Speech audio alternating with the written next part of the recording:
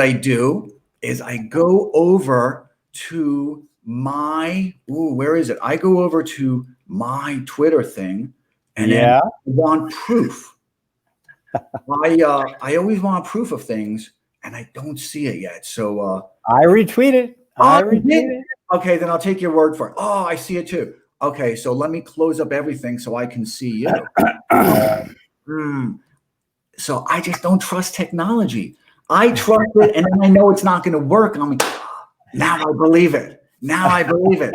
And thank you so much, 424 Ben Bart, for being here. That's so thoughtful, and I really appreciate your time. And Life Dies as well. Thank you. And when I see people on it, that's when I know, we're here, right? Darla Shine. You're getting very existential on me. What is that? Cogito. Yeah, I said you're getting very existential on me. Cogito ergo sum. You said you have to see other people to know we're here. Yeah, you're right. You're right. Because that's the only proof that I have of our existence. I could just be an avatar, and you could be my avatar. We could be alone. We could be in a brain in a vat. Do you know I actually think about this stuff? So do I. Yeah, I know you do. I know you do, because you and I enjoy philosophy so much. Absolutely. It's changed my life. And actually, we should be discussing that later on. But first, we have to discuss you. Okay. Thank you so much for being here and for joining the Investor Series. And it's the first time so far that we've come back to America. We've been all over the world. Cool. And we're going to continue going over the world. But now we're back in America. So we're here for a visit, and we're visiting with you. So thank you so much. Thanks for having me, Adam. Of course. And thank you for making yourself so available. Sure. Would you kindly introduce yourself?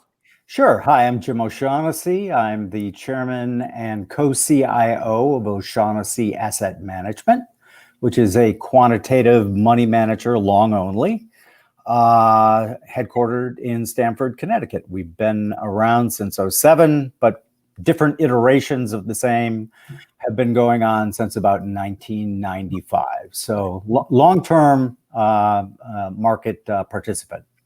Okay. And can you help better inform the differences in strategies, quantitative, qualitative, kind of distress? 'Cause there's a lot of different ways to make money, and there's also a lot of different ways to lose money, right? So yeah. So there are a lot of paths towards heaven. I used to, in my younger days, really proselytize on behalf of quantitative. But what I realized is it is far more important for somebody to have a process that they not only believe in, but can stick with, right?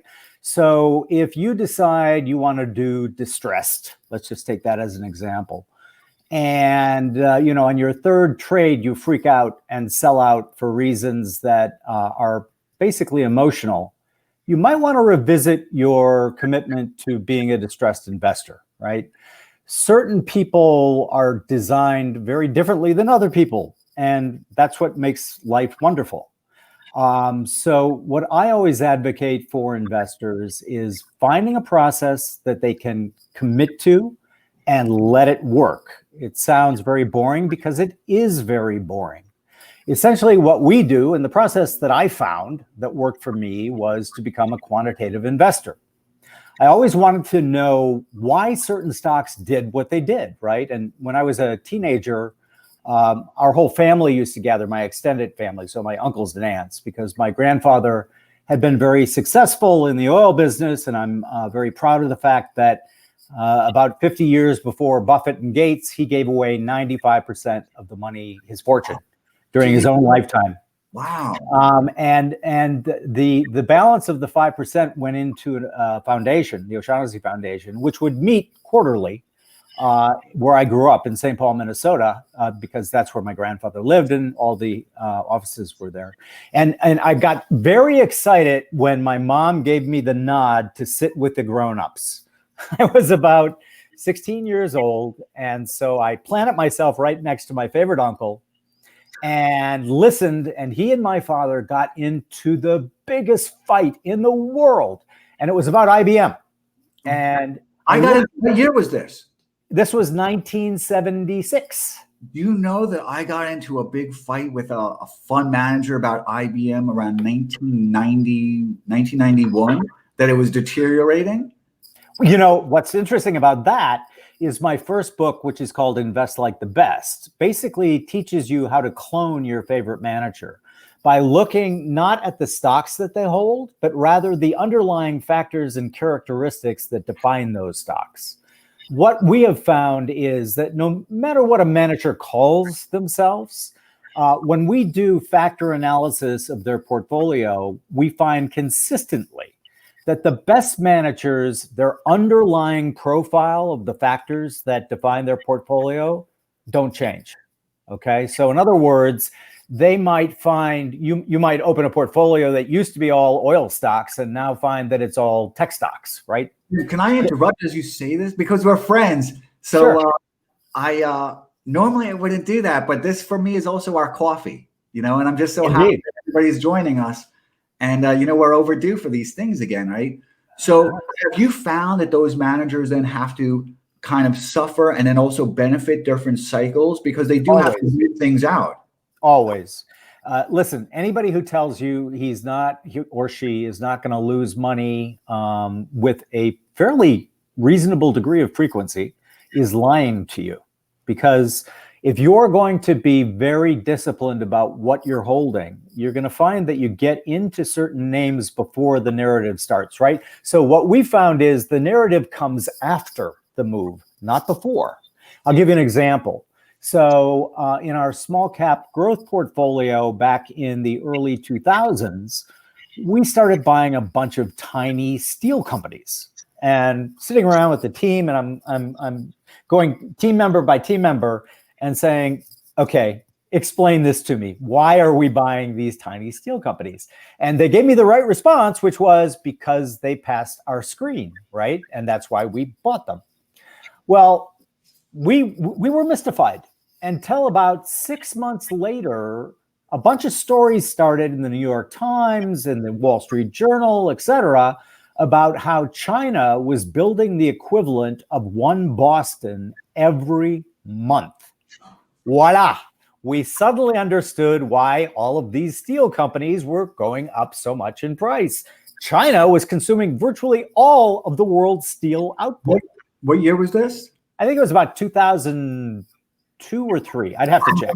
I remember that period, and I got very upset about it. I remember getting upset about it. So, but see, well, that's the other beauty of being a quant. I never get upset about any of these investments because it's like you and I are friends. We've been together in real life and know each other pretty well. And you know me. It's just like I maintain a "this too shall pass" attitude. And one of the things I'm actually proudest of is after the financial crisis in 2009, we were visited by a consultant whose specialty was quantitative managers. And he told us that of all the quantitative managers he interviewed, more than 60% abandoned their strategy without a empirical reason. In other words, they got emotional and they couldn't take it anymore.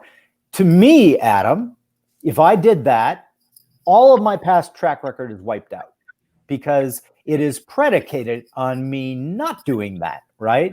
So, as long as I'm around, and I think Patrick has this drilled into him as well, who's Patrick O'Shaughnessy, my son, who's our CEO. Yeah. The first commandment at OSAM is one does not emotionally override anything. I'm going to interrupt you again. Sure. That's my privilege as your friend. I get to do that. Of course, as often as you want. Yeah, so it's interesting because I went from both sides of the aisle, I guess. I went from that person who people invested in, right? To that person who's now doing the investment. And it's a really interesting transition emotionally, which I'm very happy to discuss. And I do try and share my experience. And I learned a lot of things. I learned it from my own behavior, and then I learned to observe it in others as well, particularly, which is the way I select managers. And it's interesting now because I've invested in a lot of seed managers is is I put them through. I wonder about kind of their stress test, right? Like just like a plane, is it going to break in midair? Because you and I have been around for so long, and you've been around a little bit longer. Ancient. I'm 60. Oh, I know. But this, okay. Is what type of emotional reserve do they have? Because you and I have been through this. I mean, I was in Micron. I was one of the largest shareholders for my clients at that time. As if you'll remember, we chatted about it. Our small to mid cap growth fund had a huge position in Micron back in the day. What year was that? I think that would have been 98, 99. Okay, I was in before that. I was in 92 when Microsoft Windows came out, and there was real demand for DRAMs. And so the thing is, I was squeezing a lot of shorts, but I also couldn't sleep at night. And I remember, waking up. I probably didn't even wake up. I didn't go to sleep. And my son had the most annoying little, I guess they were gerbils or hamsters, whatever they were. Yeah, and it was like 2 or 3 in the morning, whatever it is, and they were on the wheel, right? And normally I would enjoy that so much, but I couldn't sleep. I had a very good client list, and I had, the head of GM just as a client. And I would cold call a lot of people, and but those people are very kind of persistent. They don't like losing money, and the richest people don't like losing money. It's their own kind of ego, and that's why they get into a lot of IPOs and they flip a lot of stocks. And I couldn't sleep. And I remember these little hamsters doing that thing, whatever they were. Yeah, what a metaphor. What a metaphor. And it's interesting because now when I speak with managers, I can tell that second whether they're going to disappear, because I've disappeared when the times got rough. So I've been through it. And I had people tell me, Adam, you got to pick up that phone. You got to answer the phone calls. So Yeah, could not agree more about that, Adam. Another rule at OSAM is, hey, when our stuff is doing really well, you don't always have to be talking to the clients. However, when our stuff is doing poorly, you must be talking to the clients continually. Yeah. A lot of people do the reverse, unfortunately. It's hard to do. Hiding isn't going to help. Remember George Costanza with building the bed underneath his desk at the Yankees? Yeah. That doesn't work out. I liked working so much that I would have slept underneath there and then just not answered the phone when it rang, because it's really hard. It's really hard because, they love you when you're up and then they hate you when, you're down. But that's axiomatic, right? And so unless you can make peace with that, you're probably not going to be suited to being an asset manager, because there's a reason we call them risk assets, right? They're risk assets because they are uncertain, and people hate uncertainty. I often say that we are deterministic thinkers living in a probabilistic world, and sometime mayhem can ensue. So we pay an inordinately high price for certainty. And the thing that you realize if you study this stuff is it's not certain. Even anti-certainty. What's that? I'm anti-certainty. I don't like, I've squeezed a lot of shorts and I've bought a lot of stocks where I knew there was kind of an overloaded position on the shorts. And typically shorts operate on the premise that they know something that the rest of the world doesn't know. And I disagree with them usually because I think it's already baked into the stock. But there's a lot of uncertainty because there's a lot of volatility. And just like an entrepreneur, when they wake up in the morning and they've got a startup company, you're always wondering whether you're right or not. You're always wondering if you're doing the right thing. Sure. Well, of course you are, and you should be. One of the things that I always recommend is people should journal. I know you do. And it's like a superpower, because the way our brains are set up, and evolution is, if you haven't studied evolutionary psychology, maybe pick up a book on it, because it's really interesting. Evolutionary psychology. But what's the name of a book that you would think Well, I'll send you several introductory ones when we're done, and you can put them up. But the point is, the way our memories work is they literally change to become consistent with what we currently believe. And we don't know it. And here's the rub, right? if you keep a journal, guess what? You get called a liar in your own handwriting, which is fantastic, right?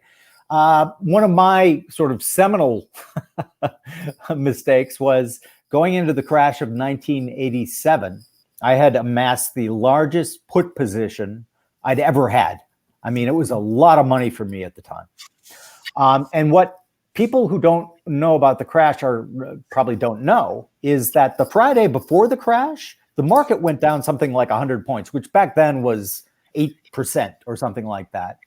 And I panicked and I sold all the puts.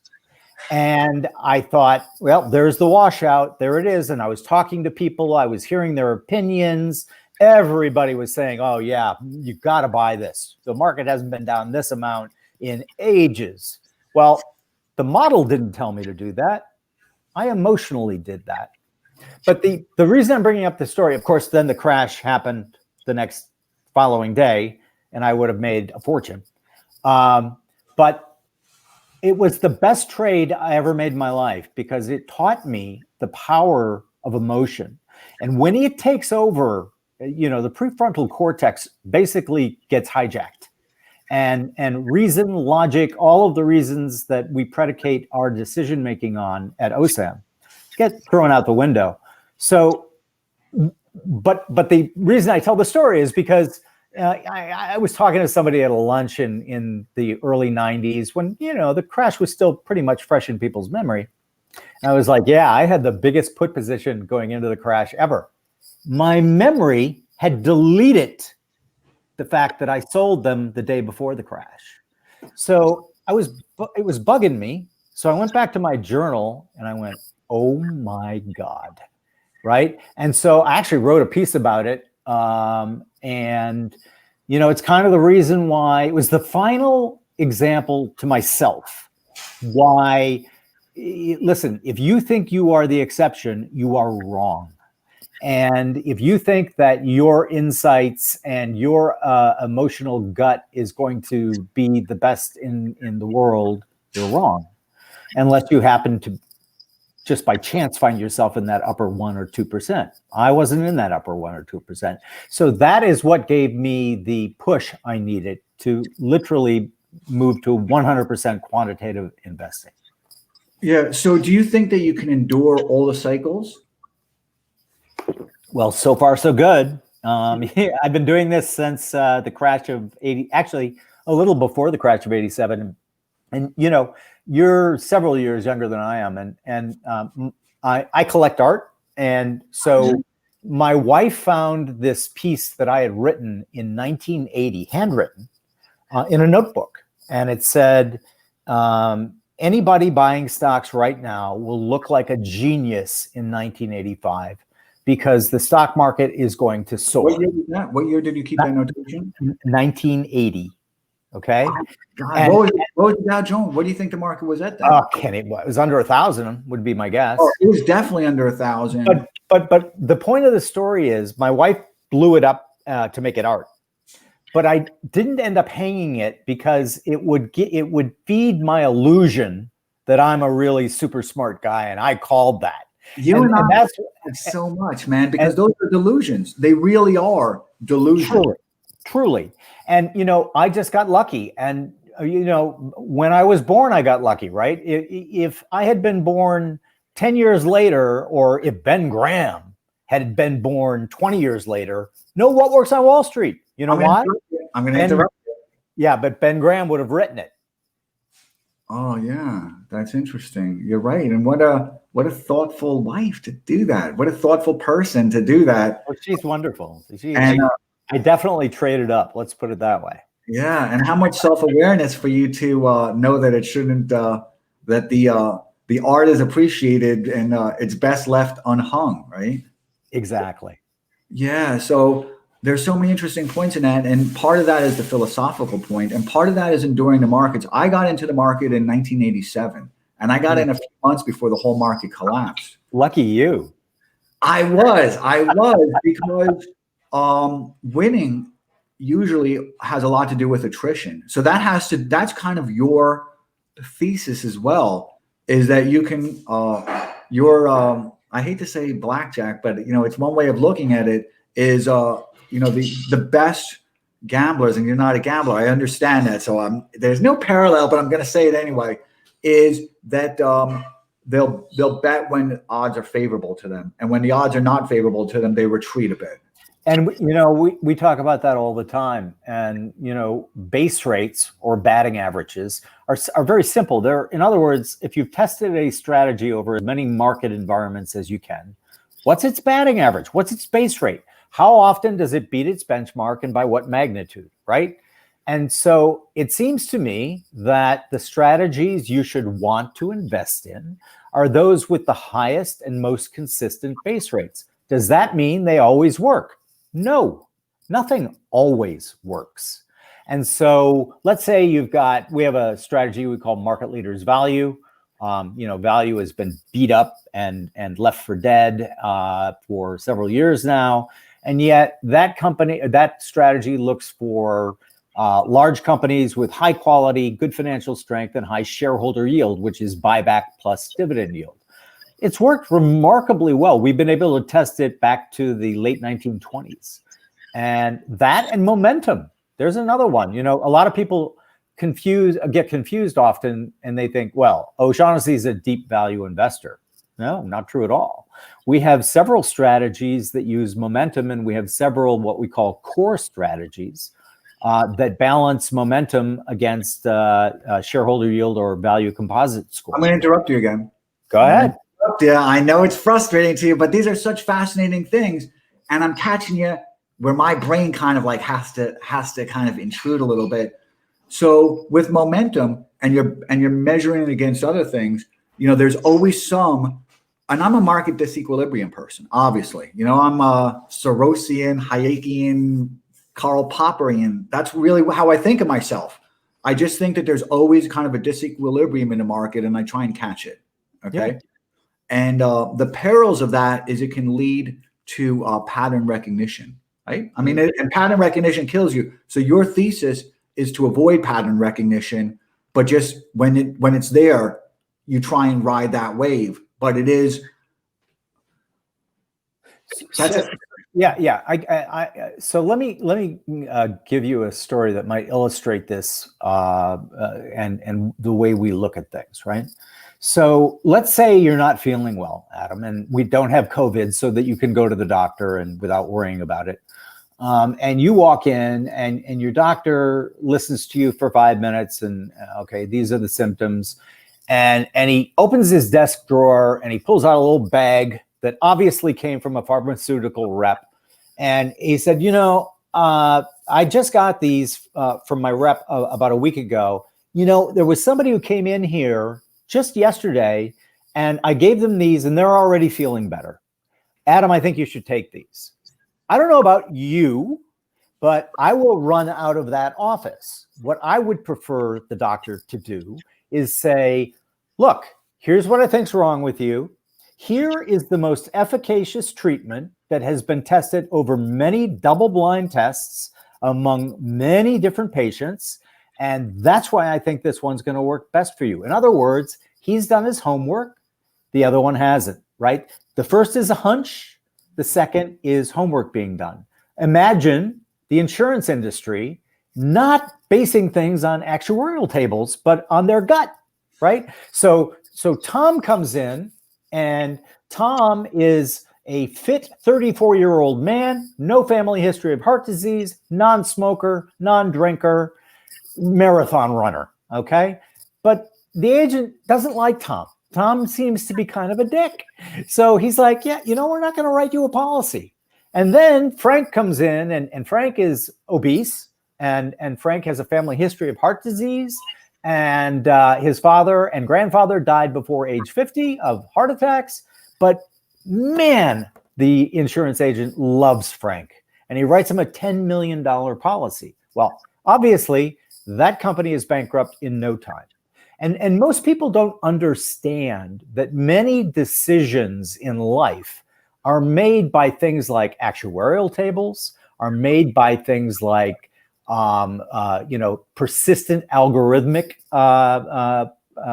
looks at what works and what doesn't. And we have this very uniquely human need to feel like, to feel like that our final little bit of input is going to make the difference, right? So there emerged for a time a group of investors that called themselves quantamental. In other words, they were quant screens to begin with, but then they did fundamental analysis. And I smile and I wish them luck because, again, process, if that works for you. What year were those guys kind of? Those guys were like mid, maybe 2013, 2014. Okay. Anyway, it made me think of what I used to do at my first company, O'Shaughnessy Capital Management, which also was using the same technique. We used to run, say, our small cap growth fund. And then we would have all of the research team. We had a big table and we'd sit around it and have lunch. And I asked everyone to guess which, back then we used 50 stock portfolios. We're doing it a lot differently now. We can talk about that later in a bit. But back then we used 50 stock portfolios. And so I would say, which 10 are going to be the reason that this portfolio does well? And which 10 that you think maybe aren't going to do so well? And then we would write them down. You can see this coming from a mile away, I'm sure. The 10 stocks that everyone thought were going to be the best ended up being among the worst or mediocre, whereas the 10 stocks everyone hated were the ones that ripped. And it is just such a human emotion because we live in the here and now. Look, if you're a Taoist or a Buddhist, it's that now is all there is, and that's great. I look at it a different way. So I look at it as great investors are able to unstick themselves from history, and past, present, future make up their now. And so when you look at things that way, it makes it a lot easier for you to avoid letting your ego override things, right? Because, I often joke, we'll see, because in the end, there's a great term. If you read Zen and the Art of Motorcycle Maintenance by Pirsig, there's a great term in there, which is mu, M-U. And it's Chinese, and it essentially means not yes, not no. I can't, given what you've asked me, I cannot provide you a reasonable answer, right? And this is back to deterministic thought versus probabilistic thought. If you can retrain your brain to become a probabilistic thinker, you're going to be so much better off than if you can't, right? Because when you're a deterministic thinker, another thing happens, right? And that is premature certainty, right? What's that? Premature certainty is, I know that I'm right. I know that stock XYZ is going to be the one, and I love it. And when you become prematurely certain, what happens? The part of your brain that is the thinker, the seeker, shuts off, and the other part of your brain that is the prover takes over. Yeah, you discussed that with me before. I remember you discussed that with me before. Yeah. So what's the prover? Whatever is in Adam's brain right now, or Jim's brain, or anyone watching, and whatever's in your brain that you passionately believe. You often hear people say, what hill would you die on, right? And I always respond to that on Twitter with General Patton's answer, which is, no, I'm not dying on my hill. I'm going to make the other poor dumb bastard die on his hill. Yeah. But the point is, thinker prover. And it's a very simplistic way to look at, sort of the human operating system.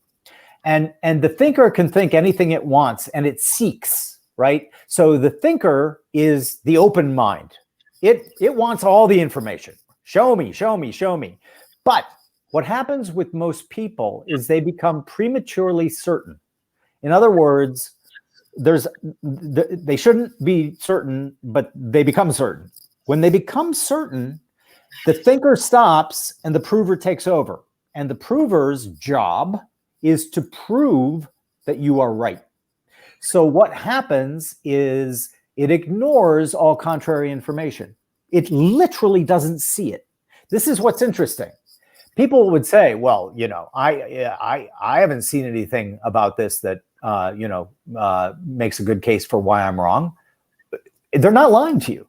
The brain's focus, we become what we focus on, right? And so if you focus on a very fluid probabilistic stream, right? Quantum physics is great if you just read it to understand, because nothing is certain, right? Everything is a quantum probability until you collapse the wave, right? So, I'm sorry, I did it again. I was just so excited to. Okay. Okay. Yeah. So, but when you're looking at momentum, and this is something that I wonder about a lot, because I expect momentum, right? But then I also expect, so with momentum, you've got that trend, and I've discussed this a lot, but I think about this very often because I'm trying to determine always at what point does a trend hit reality, right? So, I've been very vocal about my positions in Tesla going back, right? And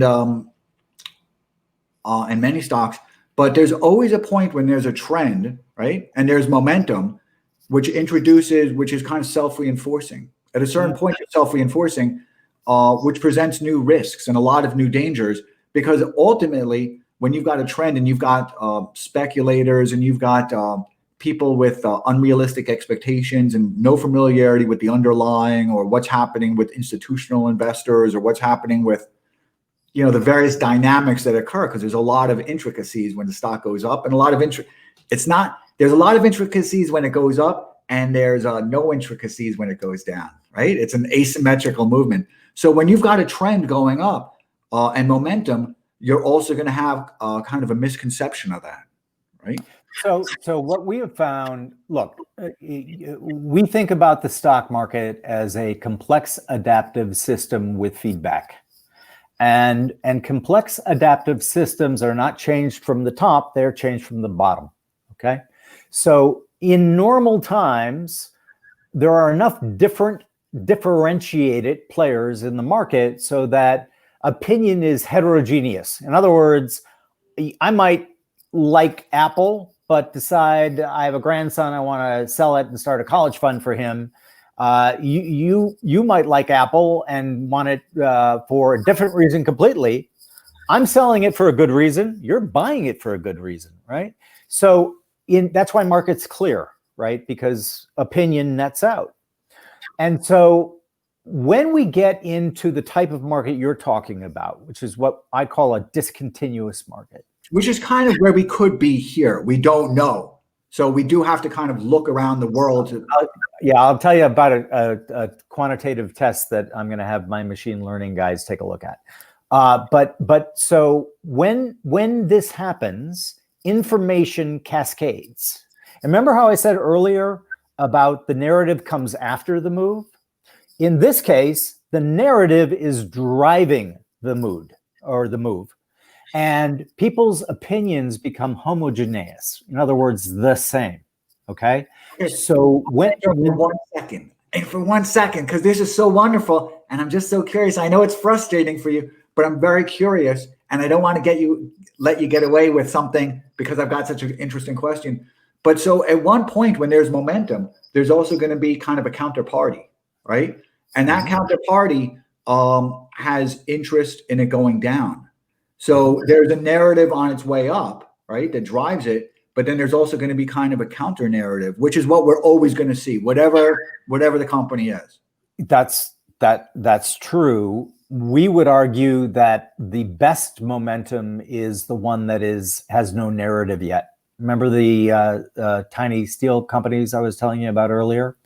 They didn't have a narrative, and they were shooting the moon for months and months and months and months until they started being written about, right? And guess what OCM was doing? We were selling them because they no longer met our criteria, right? So our buy sell is automated on both sides, right? Because a lot of people know how to buy stocks, very few people know how to sell stocks. Yeah.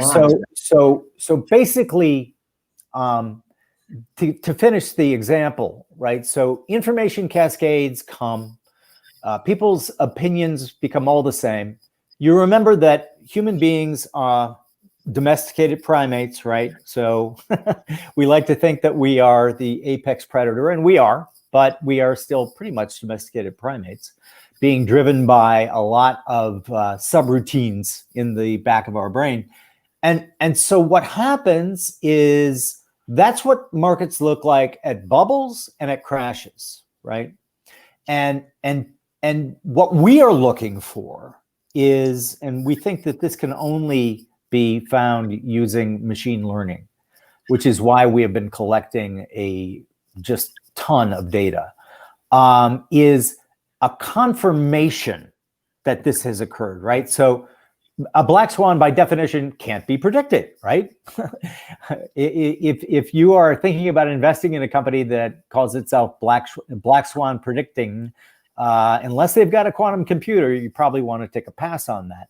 However, we do believe that they might be able to be quantitatively confirmed, right? So this has changed, with probability 90%, right? So, that's future research. I'm still working on the thesis there. And you said your algorithm. See, I'm doing it again. You said it's your show. It's your show.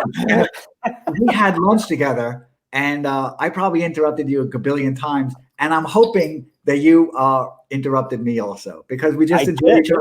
We just enjoy each other's company so much, and I really appreciate all your time. And so a couple of different things. When you were looking at the steel, right? And there was a lot of, interesting thing, because I got very worried about it because of my Americanism. And I got, was there any analyst coverage? Because you said that people started writing about it. So was part of your thesis that there really wasn't any real widespread retail distribution of the stock and dedicated analysts to it? No, actually, and that's another part of what we do, and which is why we can become very comfortable with machine learning results, because I think that AI, machine learning, it's a lot less complicated than a lot of people think it is. They tart it up because they're trying to sell it, and I would too if I was in their shoes. But we have some pretty honest-minded research partners at OSAM who are experts at machine learning, and they've taken us through it, and it's kind of like, really, that's all? And yet it's very, very indicative. My point here is a lot of analyst coverage means nothing to us, right? In this particular format, it was what our small cap growth thing did was buy cheap stocks on the mend. Cheap means that you weren't paying a lot for every dollar of earnings or cash flow or EBITDA, et cetera. On the mend was price momentum. Okay. So even if there were analysts, we wouldn't read their reports because they're meaningless to us, right? Bernard Baruch, who was one of the better speculators of the early part of the 20th century, when asked, he said, I have 10 rules that I follow religiously in the stock market. He goes, but I can pretty much boil it down to 2. And he said, the first thing is never believe anything a company president tells you. And number 2, sell when the New York Times has stock market movement on their front page, or buy if it's negative, right? Mm-hmm. So, he didn't have computers. I often kind of speculate because I love alternate histories as well. If Ben Graham had computers like we have now, he would have just blown it out of the water. Yeah. And same with guys like Bernard Baruch and whatnot. But the point is, we don't care about the narrative. We use them to illustrate why people who invest based according to a narrative often fail. So right? There's I did it again. I should keep a checklist of all these things. Don't worry about it. One of the things I completed my daily checklist is listening. And was I listening? And was I talking too much? And I failed both things. So tonight when I write my daily planner and I review this kind of behavioral part, I'm going to be vicious with myself, but I'm also going to say it was Jim. Right? Don't be vicious. But I just dropped my mic. Sorry. One of the things I always worry about, and I share this with other people, is that you can have kind of a gem, right? Something can be absolutely perfect, And at the same time, there's not analyst coverage. And if there's not analyst coverage or dedicated analyst coverage who truly understands it, then you're not going to get the retail distribution, and people aren't going to put that stock in their accounts, which is ultimately what drives stocks up. Which is one of the reasons why we love the microcap space. We have a dedicated microcap portfolio only because I love microcap scarcity. And when you look down there, we've done pretty well with it. You can go to osam.com and check out all of our strategies and how they've done. But scarcity is really cool because, as an example, and I don't remember the year, so please don't ask me what year it was, but there was a year where it was a fairly broad portfolio. But over the previous 3 years, 72 of our holdings had been taken over by a bigger company. Right. Yeah. And so what happens, and by the way, half of them have no analyst coverage. Right. So what that creates, it's a little bit of the Wild West. You got to accept that. But it's a perfect place for factor investors to play. Right. Because essentially there aren't analysts ginning it up or, hammering it down. And it's just pure math, if you will. Right. It's like, I can pick this up for 10 cents on the dollar. Other investors are beginning to notice its price is starting to go up, and you're in. So for us, investors love to talk about names, right? So they love to talk about IBM's a great example. Window dressing. Yeah, but going back to the book Invest Like the Best, you had said that you were negative on IBM, and what I did was a chapter showing how IBM migrated from being one of the best growth companies in America to being nothing. In other words, you shouldn't hold it, right?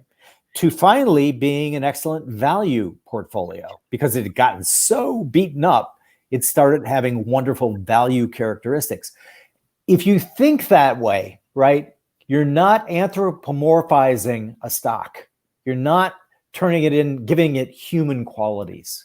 And I think one of the things that we do often is we attribute human qualities to non-human things, right? So, in religion, in politics, in stocks, right?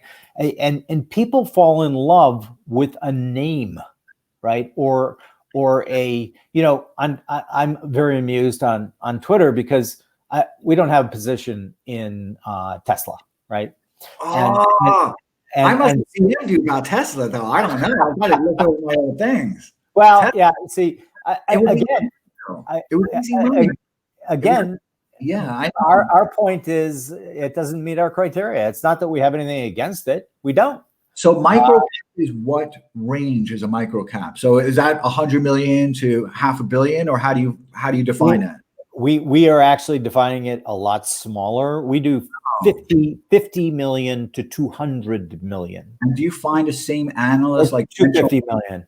So do you find the same analysts that are in there, like Dimensional Fund Advisors? I know is into a lot of that category. And the good thing about, well, I'm sure it's a good thing about you guys also is in the industry, we call it safe hands, right? Right. The stock is in safe hands with you because I know, when it gets, if there's going to be momentum up and momentum down, and these things are always asymmetrical, you're what's called safe hands. I don't have to worry about your stock. I know it's not going to get sold. I know worst case scenario, you're going to be raising your hand at one of the investor meets, right? You're going to wave it, like a student in the background. I will say, and there's a lot of questions here and there's a lot of people here, so I really want to make sure that we get to them. I will say, I want to respond to them because there's a lot for you. And this is an hour, and we're probably going to allow an hour and 15. And it's an hour and 15 where there's no gifts, right? There's no magic. No magic. I tried to prepare people on Twitter for disappointment. Yeah. So I want to get to this. So somebody says word salad, and thank you so much for being here. Says hello and thank you so much for taking the time to make this series.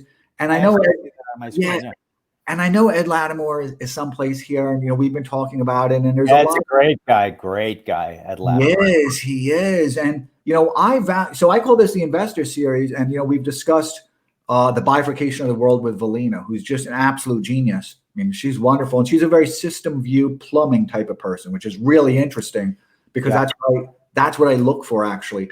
Then it was Tracy, who goes by Che Girl, and she is fossil fuels, which is something I know nothing about other than if there's going to be bifurcation, there's also going to be a race to develop the third world countries because innovation has to go downstream, and we need to develop energy into these places so they can be trading partners, and so we can capture the yield, right, of those developing countries.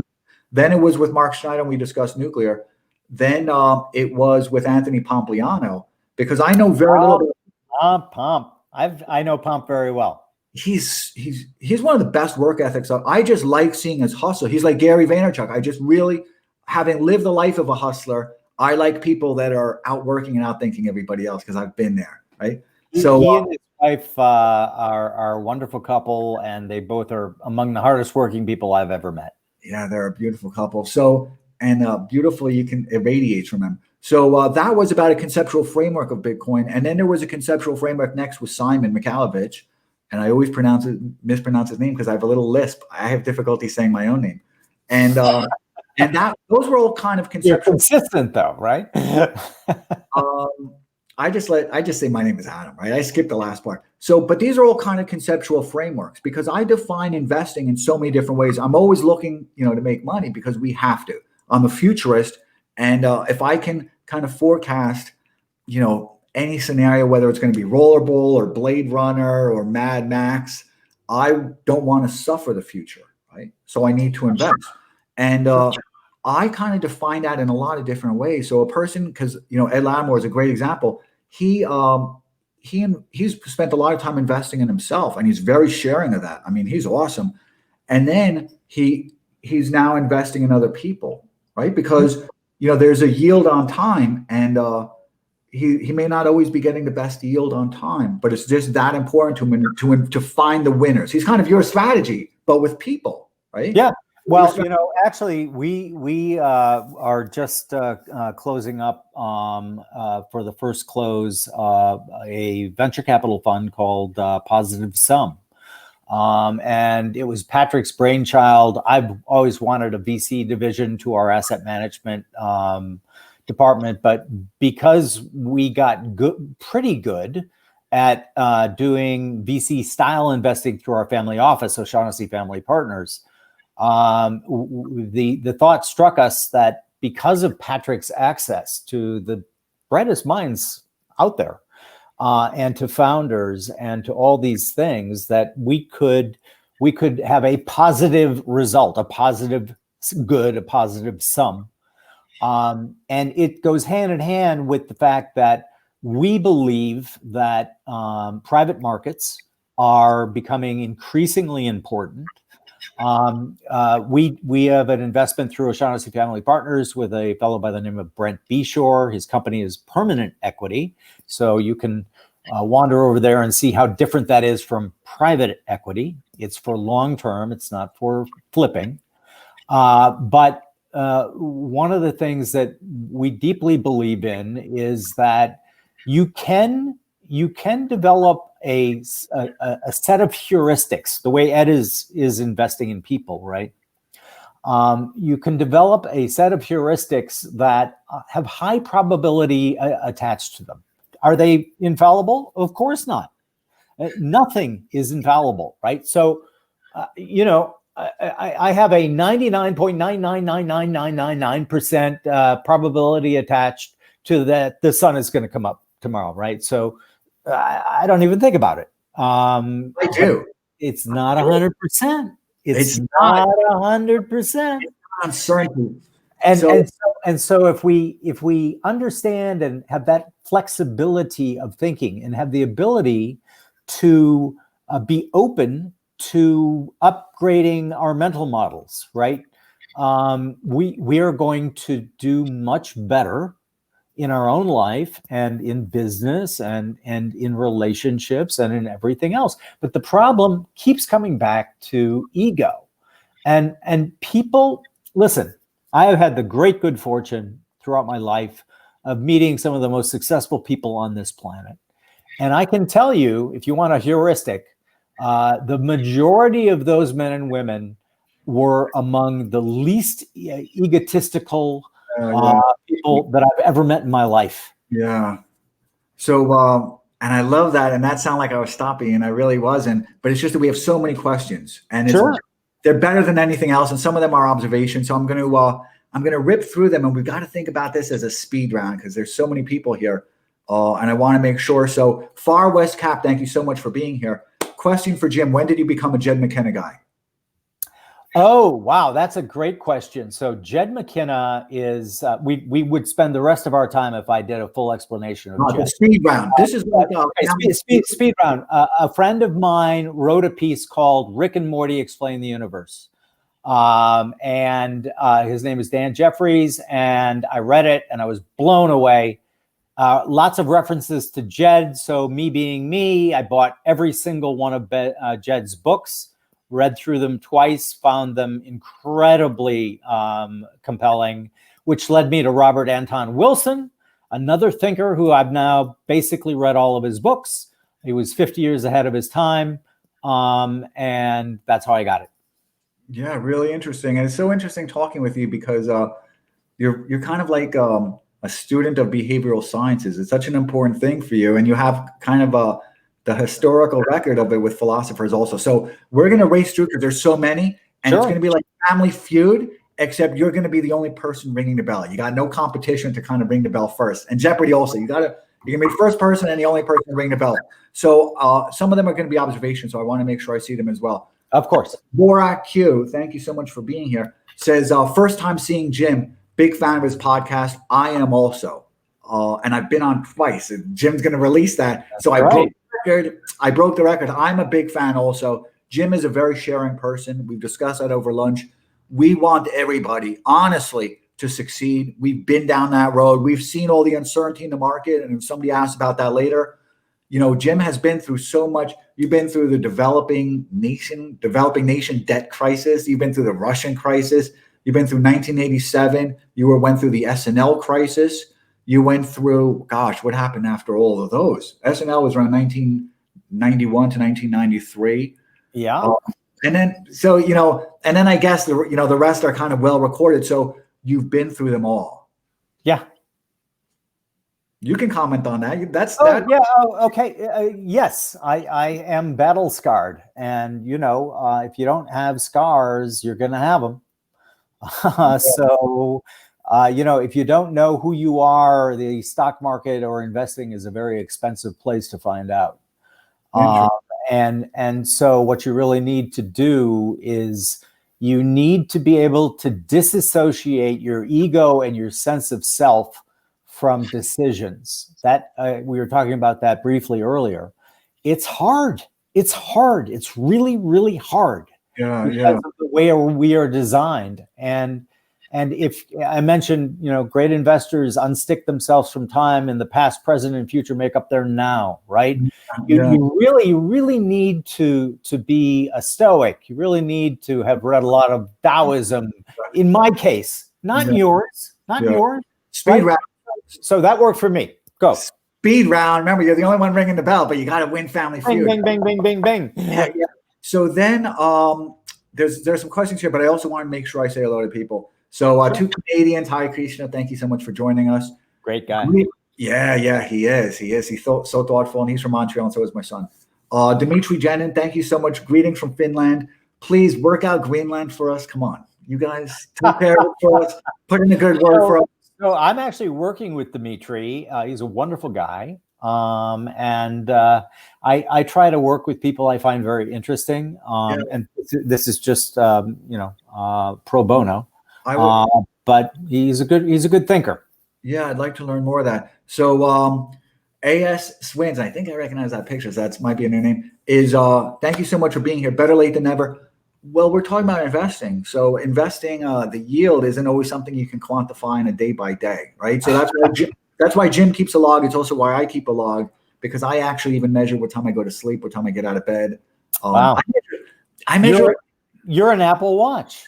Good for you. No, I hate those type of things because I think they're a delusion. They really are. They're dangerous behaviorally. They're mentally dangerous, and I've already got the danger of Twitter, right? So So I want to say hello to the broke pencil, and I'm going to disagree with him here. So this will be mine. It says, makes sense. The joke was China's national bird was. Oh no, that wasn't it.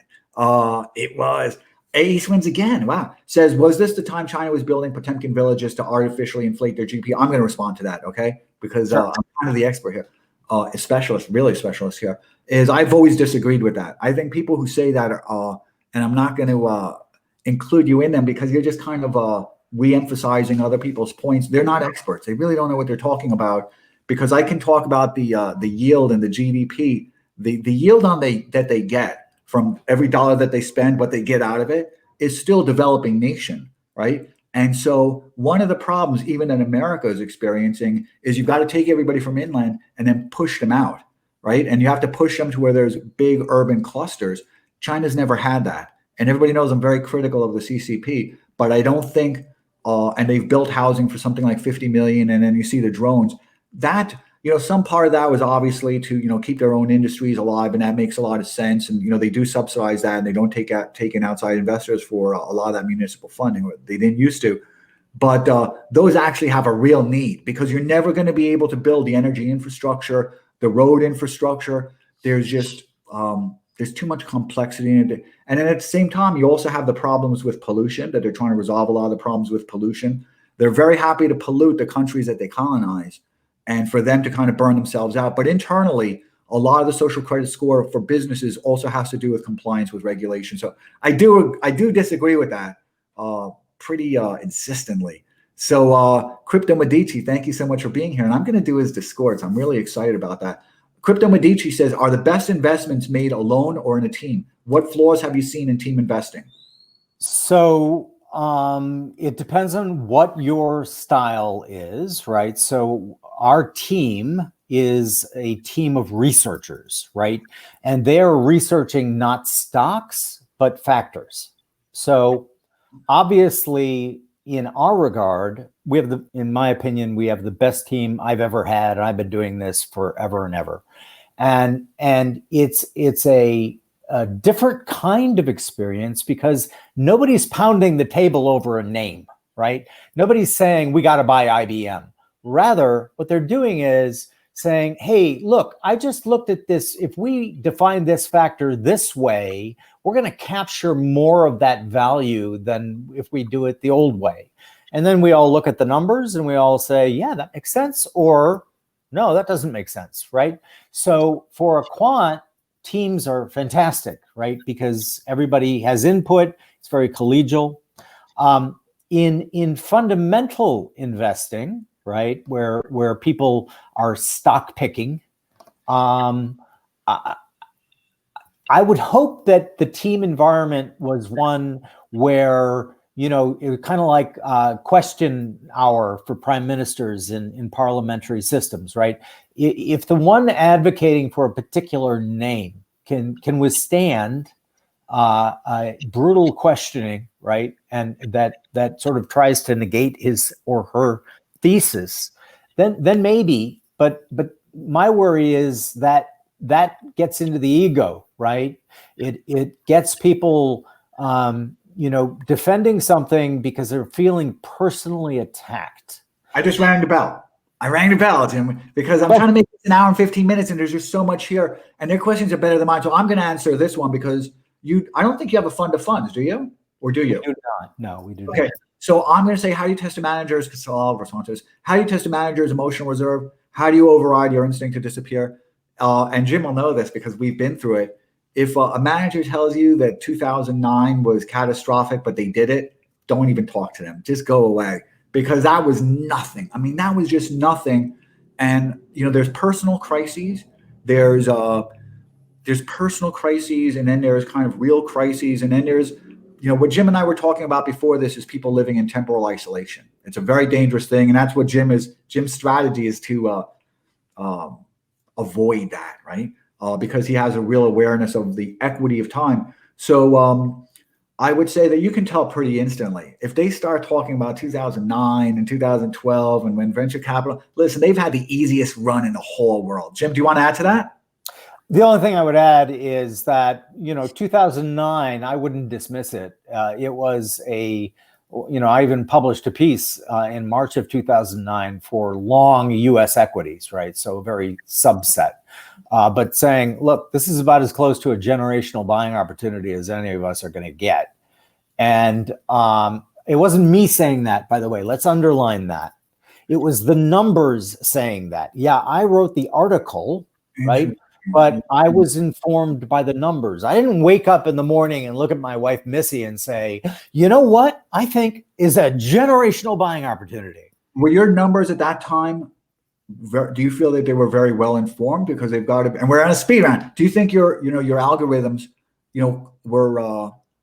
were because your algorithms were basically as imperfect as the people who kind of contributed to that algorithm, and there was a lot of uncertainty, and you're always looking for aberrations in the market, and maybe what came before was the aberration, right?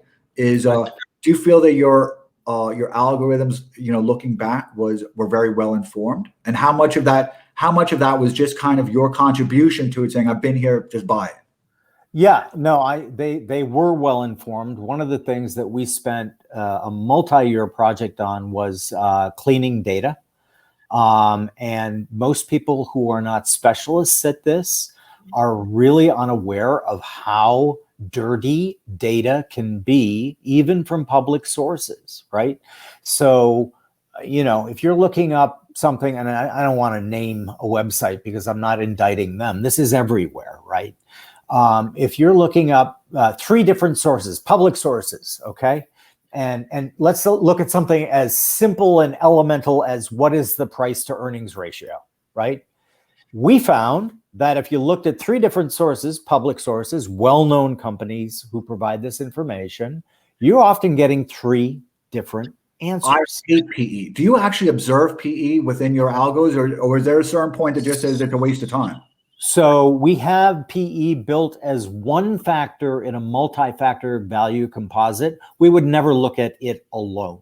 Yeah, so I'm going to skip on, but I will say that PE is very interesting because, part of my thesis, right, and I want to skip on, is that the world is being cartelized, which it is, right? Where are we in the cartel now? How much of the market share have they gobbled? I think they've got a long way to go. But so I throw kind of PEs out the window because PEs don't really go far back enough. And I just find that they're, you and I have been through so many different phases where PEs have been struck higher. You know what I mean? So right. It is what it is. So chaos is the only certainty. Well, Jim's strategy is resistance. So just on that, I think I don't think chaos is actually a certainty. I think that there are long periods of time that appear socially to be very unchaotic. But if you look at what thinkers like Whitehead have said, his quote was something along the lines of, the great ages have always been chaotic ages, right? And so there is an opportunity set there to take advantage of as opposed to be worried about. Finally, I think everyone should read Mandelbrot, who was, of course, famous mathematician for fractals and chaos theory, right? He's got a book called The Misbehavior of Markets, in which he demolishes many of the favorite ideas of traditional market people. Highly recommend reading it. Okay, so we're going to skip on. I'm going to respond to the first part of it, and then please take over the second part of it. Sure. Will they try to crash the market before Election Day? Look, I'm a bull. Jim and I are bulls, right? We've been through it. Jim's strategy is to a higher pain tolerance, perhaps, because that's the way his thing looks at it. So he knows over the with his quant strategy, he knows kind of the way it works out, and he's done it, and it's clearly worked for him. And I'm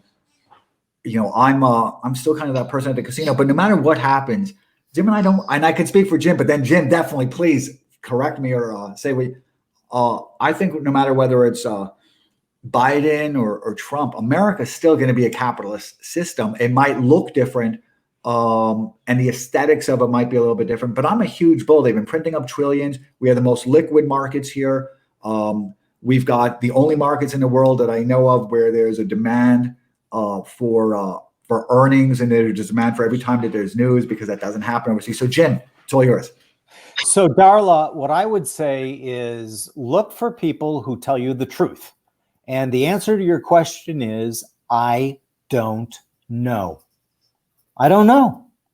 And this is a trap we fall into, where we ask for predictions, very specific predictions, like, are they going to try to crash the market before election day? And what we want, what satisfies us, are answers, and answers that are certain, right? So we tend to pay more attention to people who say absolutely or absolutely not, and here's why.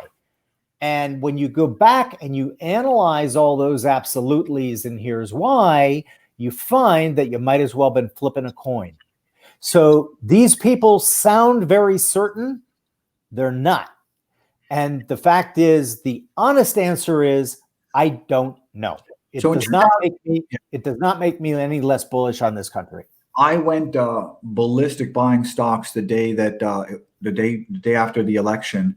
I knew all the analysts were wrong, and I know that they were misinforming the public kind of deliberately, which is what we call in the business shaking the trees, which is taking out the weak hands. Like Jim is strong hands, right? And they're taking out the weak hands, which means people that are going to be scared out, because you've got a trend, and then you've got kind of a misconception because other people get into it, and you see people cashing out. So I want to respond to a few more, and I see Valina is here, and we're only going to be able to take another 10 minutes. I'm going to rip through everybody's. The greatest deception men suffer is from their own opinions, Leonardo da Vinci, and women too.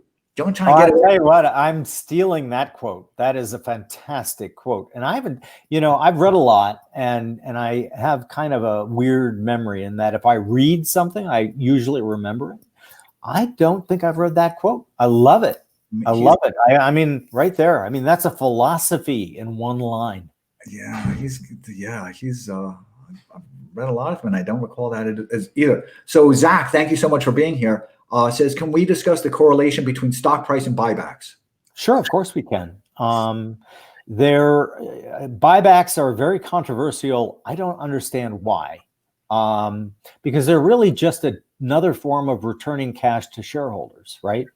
And so, but you have to. It's like make things as simple as possible, but not simpler. Right. So we have a process where buyback and dividend shareholder yield is the final factor. But to get even into a group that we would consider buying, right, you've got to have good financial strength. Your books can't be a basket case. You can't be borrowing money to do a buyback. Right. So it's this, here we are with determinism again, right? Yes, no, 0, 100, pick a side.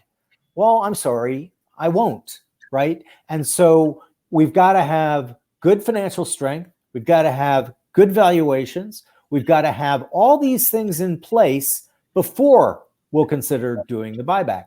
Then you see a very high correlation with stocks doing very well, that have those characteristics with buyback. And, if you go over to my timeline on Twitter, you'll see my pinned tweet is a talk I gave at Google.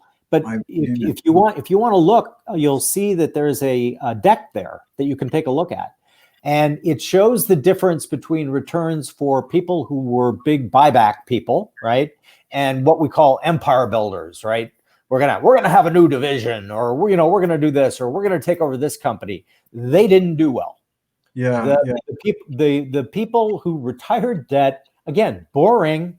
The people who retired debt and paid more back to shareholders while keeping good balance sheets, really dull, really profitable.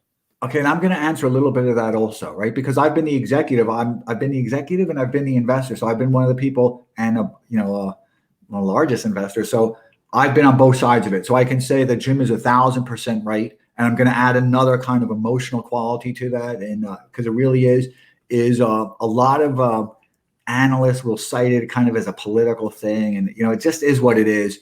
But the reality is, you're right. If you don't have anything to buy with that money, your best return is buying yourself, right? So, and at the same time, just because a company commits to buying a buyback, that just means that's how they're segregating their own treasury, right? And at the same time, when you're buying a stock for cash, when you're buying another company for stock, it's also very dilutive. So the more stock you can take in, So it's just such, it's just, so Dr. Jack Cruz is here, and thank you so much. James, and remember, right? James, he has asked me about Bitcoin versus gold. Can you give everyone your quick take on that? Sure. So we have a very small position in actually a fund, a long short fund that is dedicated to Bitcoin. And we took that position because we wanted to learn about it as an asset class. We think that we still don't know enough, to be honest, to offer a good position to you in terms of what our take on it is. Gold, I've always looked at gold as the barbaric relic, and I've never owned gold.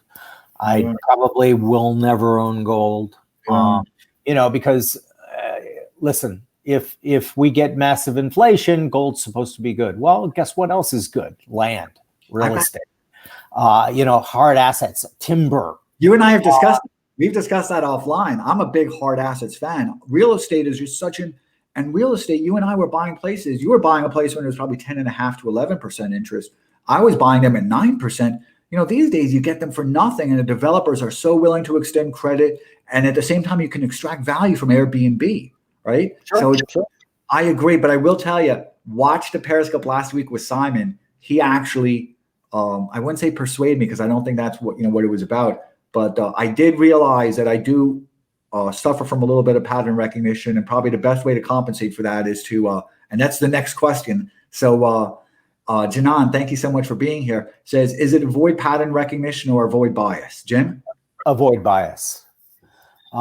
We are literally a bundle of biases, and the way we got them is interesting, right? They evolved over time, and for the most part, our limbic system got us out of really bad jams when we were still kind of hunter-gathering. The unfortunate part, though, is that we now live in a society where information consumption is, kind of challenging the Shannon limit. And so it goes hand in hand with premature certainty. People don't like to present themselves as uncertain because they equate that with weak. And it's not, it's honest, right? And so bias, I had a friend who was writing this thing, and he wrote two questions. Number one, what is your biggest behavioral bias? And number two, how do you correct it? And I wrote, my biggest behavioral bias is being a human being. I corrected it by becoming a quant. Interesting. So I'm going to say to Darla, because she's back, I keep losing my connection. I know, but I just love Periscope so much. And I realize there's compromises. And the thing that I enjoy so much about it is that you can regain a lot of lost intimacy. I miss Jim. I wish he was here in the city, because we would, have lunch at the same spot and at the same table that we did last time, because that's my table. Wonderful. Yeah. I miss people, right? Nancy and I always used to entertain. I'm sure Jim is the same way. And I guess he always, yeah. So, SWA for sure, and I'm going to answer the first part of this, and please answer the other part of it. Is the average retail investor who doesn't have the expertise to analyze better off buying index funds? I'm not a big fan of index funds, to be honest with you. I'm a big fan of the intuitive, right? And because I've been down this road before, and I'll have my intuition, and then I've spent a lot of money having analysts prove me right. So, there's so much wrong with that statement, Adam. I know. I say you take care of the other part. So that's the prover has taken over, right? So you've decided you like something, and now you got a bunch of analysts who are going to prove that you're right. They're not going to prove you're right. They're going to tell you you're right, even if they think you're wrong. Yeah. So I think you got to remember that. In terms of index funds, listen, I'm not opposed to index funds. Yeah. I think low cost, if you've got a 401k at work and you don't want to get interested in this stuff, there's nothing wrong with an index fund. Because there is some fiduciary issues there, and they may just not let you trade as freely as you would like. Fair enough. But so look, if you are not an aficionado of the stock market or investing in general, and a lot of people aren't, right? There's nothing wrong with index funds. Now, guys like Michael Green will make arguments that say they're crowding out the price discoverers, and there's some interesting parts to his thesis. But for the most part, if this isn't your jam, go right ahead. Invest in the low cost index. Chuck is just here, and let me find his thing again, because I'm just going to make the observation. Chuck, thank you so much for being here. And he says what he's talking about maps directly into my mimetic work. Yeah, you and John Robb are just awesome, and it just shows you. And Jim is discussing that right now, that my decision rules have probably got a little bit too quick, and Jim realizes that imperfection. So his strategy is to The other thing I would add is I've done a pretty deep study of mimetic behavior, and it's really interesting. And all mimetic behavior is that people copy each other, right? And if you understand human history and how we came about, and we started in tribes, and it was very hierarchical, right? And so you see this everywhere in the animal kingdom.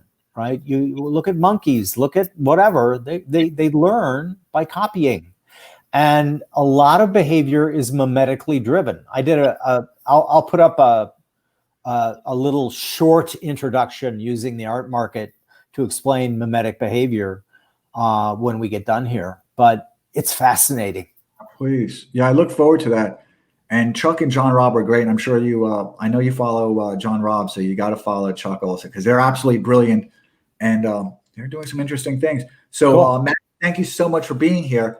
And he asked, and I know everybody, it's 1:16, so just deal with me a little bit more and get another coffee. So, what impact will the election results or lack of results in terms of disputes have on the economy? I'm only going to answer that in terms of I'm interested in your response to that, because mine, we both factor in volatility, but yours are probably better than mine. Mine is, again, that that right or wrong type of intuition. So your question. So what I always tell people is that my bet is not on a particular political party or philosophy, right? I think the founders were geniuses who set this country up to make it very hard to do things at a federal level, right? Checks and balances. We are not a democracy. We are a republic. There's a big difference between a republic and a democracy. In a republic, you elect people that you think should use their best thinking on an idea. You don't elect people who are going to reflect what you want to happen. You elect people who you think are going to be good and thoughtful. Now, I think that unfortunately politics has become almost a plague. And I think that in terms of our political class, it's probably one of the worst on both sides of the aisle that we've had for a while. But here's the thing. So as long as America remains relatively free, as long as the rule of law remains enforced, as long as people are free to start or stop a new company or occupation, etc., it's a great recipe, no matter whether you've got a guy who calls himself, or a woman, a Democrat or a Republican in the White House. And so we try to make these things vastly more important than they are, right? Yeah. So to answer your question, I'm long the American people. Me too. And by the way, I think that we should allow more people to come here, especially smart people, right? Yeah. Because, we still have a country where a lot of the smartest people in the world want to move here and live and work here. Yeah. That is a monster advantage. So, Dr. Jack, I just rang your bell for you. Okay. So Dr. Jack Kruse, because, we have been an hour and 20 and everyone's got there's a lot of people here. So the election, Dr. Jack Kruse, thank you again for being here. The election will have impact on markets, the comparison of earnings year over year. Well, I'll respond to that, is that they say the election will have little impact on markets, the comparisons of year. Look, I said in in last year in May that Facebook wants to fire a lot of people, Google wants to fire a lot of people. This is a really good. This has been a great opportunity for them to do that and to avoid lawsuits and discrimination testing and all that type of stuff. And we may not like it. I don't personally, but I also have to look at reality. And they're shifting them off their balance sheet. How much the taxpayers want to fund to that is an argument I wish people would have. But nevertheless, we're going to see. I think we're going to see sequential earnings improvement year over year, and a lot of that, the shock of that on the upward surprise, is going to happen from terminations and retirement packages. Jim, You said it better than I will, so we'll leave it at yours. Yeah. So Sid Hartha. I hope I. Well, Siddhartha, of course, right? You know who Siddhartha is, right? Yeah, I wasn't sure if guy that became the Buddha. Yeah. So Interior Foliage asked, does domestic steel have a future with Space Force? I'll answer a part of that. And then Jim, I would love your thoughts on this. I don't know. America's, we don't have a federal budget. And Jim and I grew up at a time when there was a federal budget. Remember, they used to argue about it. That was real debates. Unbelievable. They actually used to have budgets that they paid attention to. And then I could speculate more, or I would have more certainty, because I could see where it is in the budget. And when you don't have a federal budget, you create real problems downstream because the government needs these vendors. And if the vendors don't have certainty that they're going to get paid on schedule, then they've got to let go of risk. So until we bring the shipbuilding business back, it's going to be difficult. Jim, your thoughts? I don't know. Just to be really honest, I think Space Force is an interesting idea. I don't know enough about it to offer you a reasonably well thought out idea. I think from what I've read, I think it makes a lot of sense. As an aside, when you're curious about the type of weaponry, for example, that the U.S. might have, do a patent search, because guess what? The money wants to remain the money. And so if you want to find out, hey, are there kinetic weapons? All you got to do is go see if there are any patents for kinetic weapons. And guess what? There are. Yeah. And then they continue with that. I'll answer this part of it. And then please, I'll answer my part really quickly. I don't look at stock prices on a daily basis. I used to, because there's a neuroses, and Jim's strategy is really based on me and I'm not an investor in his fund. But Jim's strategy is really based on not looking at the stock market, because I think in the last few years, maybe it's from Bitcoin, people's behavior has changed so much that they're looking at everything 10 times a day, and they're never going to create wealth that way. I've never seen people create wealth like that. I've seen them make money at the casino, and then they come back from the bathroom and they lose all the money. And it's a real problem that people don't appreciate. Jim? Totally agree. Again, you become what you focus on. So if you're checking your portfolio 10 times a day, you might call yourself a long-term investor, but the message you are giving your brain is that you are a minute-by-minute investor. And ultimately, that's going to take over. And it's going to take over when you're most emotional. So, honestly, I invest in all of our strategies. We think that, as does, by the way, everyone who works at OSAM, we think that we have to have skin in the game. But the fact is, whether I own a particular stock or not, I have no idea. I know what strategies I own, and I know that they work. But what the market does on a day-to-day basis is 100% noise.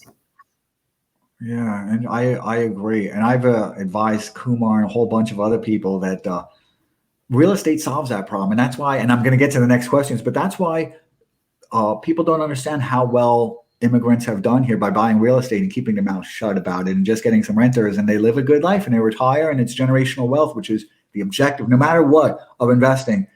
If you're buying something or just giving a kid a book, it's all about generational wealth. So we're now competing against the clock. So Deeper Thrill, thank you so much for being here. Says black swans cannot be predicted, but can be confirmed. Interesting. Well, that's the thesis. We don't know if it's true yet. Listen, the scientific method, as best you can use it, is to always try to negate what you might believe, right? So, people say, well, science proves it. those people probably don't know a lot about science, because to use the scientific method is to always be uncertain, is to always question, is to always say, how might this thesis or hypothesis be wrong? So that's the thesis we have, right? And when we get enough data that I feel that we can begin running it through machine learning, you got to ask the right questions too, right? So it's an ongoing process. I have no proof that that thesis is correct yet. And more later, when we've run it through the chops, we'll see if that's true. So, Valina, and again, thank you so much for being here. Says Jim, and I'm so interested in this. Jim, do you see a major shock to the stock market following the bifurcation of global affairs? So how do you see that the unknown unknowns and the known unknowns, how do you see that? So I think the idea of unknown unknowns is the most interesting, right? Because I am acutely aware of all the things I don't know. And there are a lot of them. And if you're honest with yourself about these things, most people have a lot of them, even people who pay a lot of attention, right? So what we do is we test historically, and guess what? There were a lot of unknown unknowns that made themselves known, right? So most people don't know that the market swooned when Ike had a heart attack in the 50s. The Kennedy assassination, the 9/11, things that you would have had a really hard time and you might not have believed, right? If you were listening to somebody in 2000 and they were saying, oh, by the way, some terrorists are going to fly planes into the World Trade Center and they're both going to collapse, you'd go, no way. Those are the unknown unknowns. And what I'm very curious about is how much of that now informs that unknown unknowns. How much does that, but we know that there's going to be bifurcation, right? It's not even a question mark. We're seeing the world cleaved in front of our eyes. Hopefully everybody recognizes that. And I'm not a critic of that. But at the same time, there's the unknown unknowns. You know that the world is being bifurcated, right? And you see that people are deciding market share and moving downstream. How does that inform? How does that unknown unknowns, and we're in a time rush, how does that unknown unknowns work its way into your models? So we do ongoing research that is continual. If you looked at our models from when we started OSAM in 2007, they were very similar to models that we were using when I was at Bear Stearns. But throughout, they have been upgraded.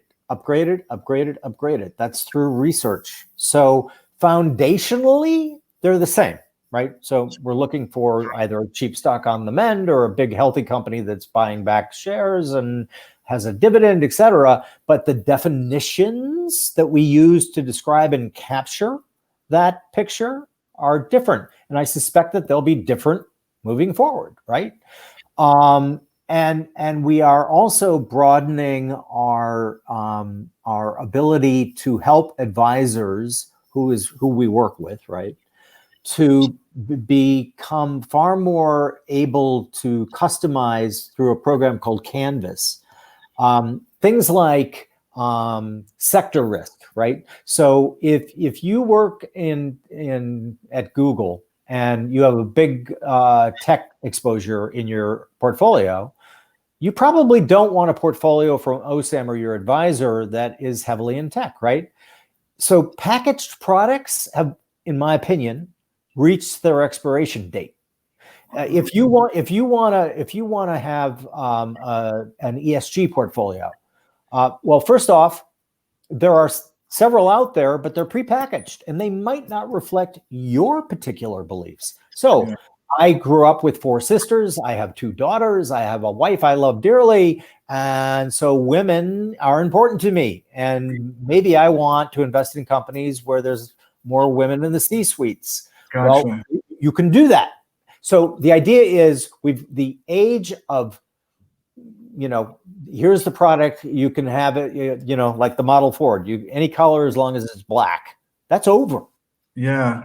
We are moving to kind of 2.0, where customization to save taxes, to reflect values, to do a variety of things is now we have that technology and are making it available to our advisors. So thank you so much. And Hayan, thank you so much for being here. And I hope I said your name right.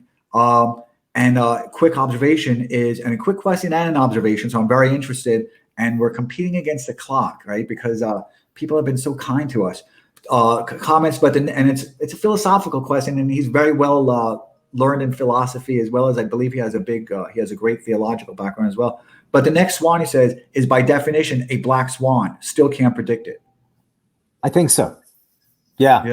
I might be wrong. And if we develop quantum computers, we'll have to see, right?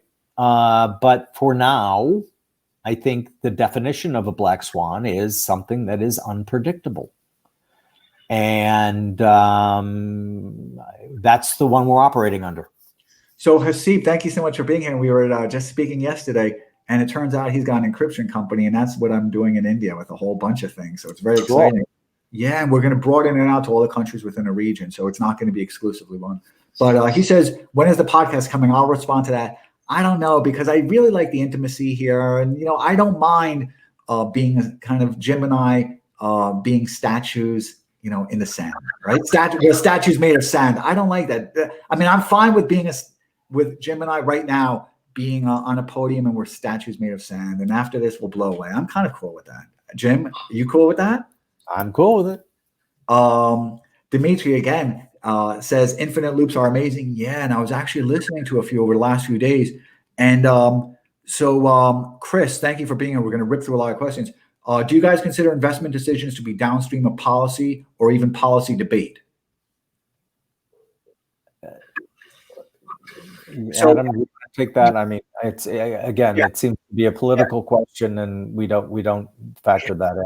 Yeah, it's an interesting, and I don't either. I don't pay attention to that because I also understand, Jim and I have been around, so we understand rhetoric and we understand reality.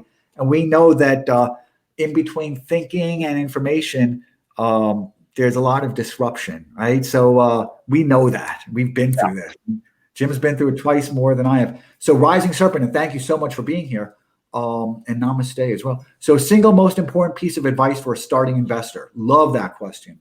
Wow. So if you are going to really want to figure it out, start reading everything you can get your hands on. And I mean, I put up book lists. I put up a variety of things that I would suggest that you read, and then read and read and read some more. And remember, there is something that I believe pretty strongly, and that is markets change, people change, blah, blah, blah. Everything, it's always going to be a hot new stock or industry or sector. But so they change minute by minute, second by second. Human nature barely changes at all, millennia by millennia. So arbitraging human nature is the last sustainable edge. Yeah, and I'm going to respond to that as well a little bit. And single most important piece of advice for starting investor, and it's cool because I see Zuby here, and hopefully he's still with us, right? Because he's on a different time zone. Is look, these are all about not just investing in the markets, because a lot of people don't have the funds to be able to do so. But you've got to be aware of investing, because the world is creating perfect Apple consumers, and reading a good book is not that, or giving a kid a good book. And I see Naresh is here, is not that. So we're living in temporal isolation. So sometimes the best thing for starting investor, I think, is just buying something, to be honest with you.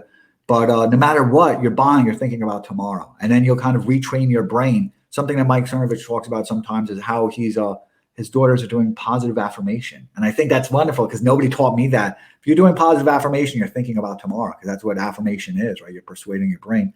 So Zuby Music, thank you so much for being here. I'm a fan of his. He invests in a different way. I've watched a lot of his cast. He invests a lot in himself. I mean, it's really interesting. It's really interesting what he's building, and the brand he's building in real time is just awesome. So I want to, there's so many, I'm not going to be able to miss any.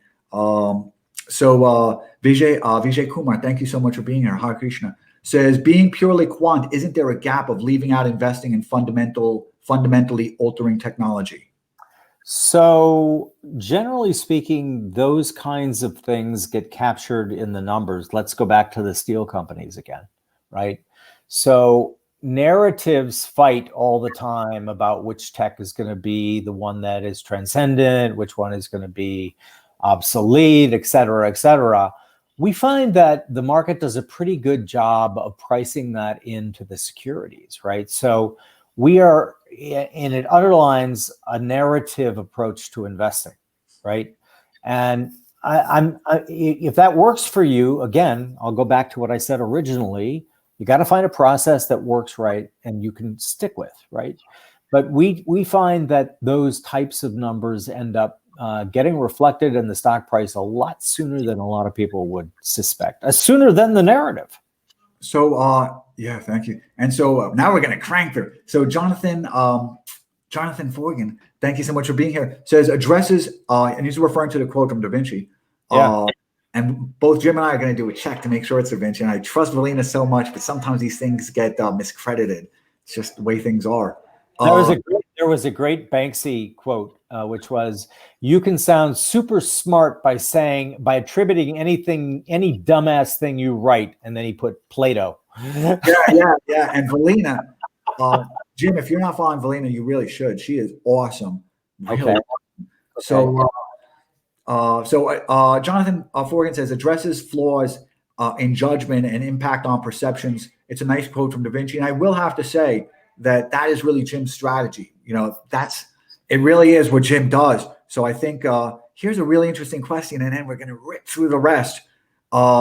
David, thank you so much for being here. Says, at what point does a pattern become a trend as opposed to a personal bias? It's an interesting question. Yeah. So if we're talking about it as a strategy, right? We test them over as much market data as we have available to us. Often that goes back to the 1920s. And so for us, if there is a bias, we get a chance to see, okay, well, how often does the strategy work? How often does it beat its benchmark, and by what magnitude? And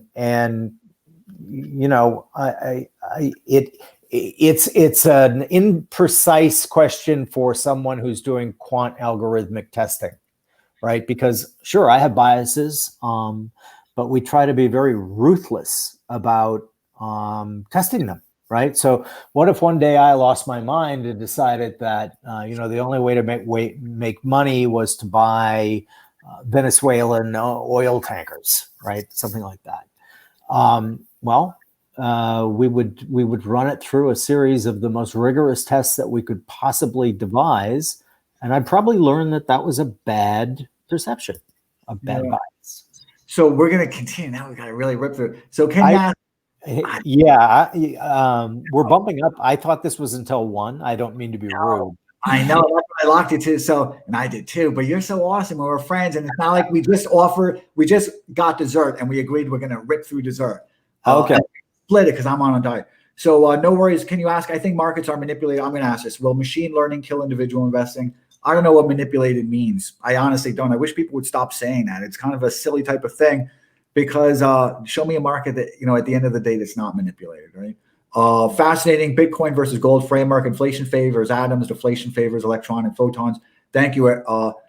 Thank you very much for saying that. I'm not sure because I look at these things a little bit differently within a kind of a conceptual thing. And I'm a kind of a futurist. So I think Bitcoin is poor people's money and gold is rich people's money. So Dimitri says, and thank you again for being here, is the rate is fixed at 0.07% for 10 years in Finland right now. 0.04% if not fixed.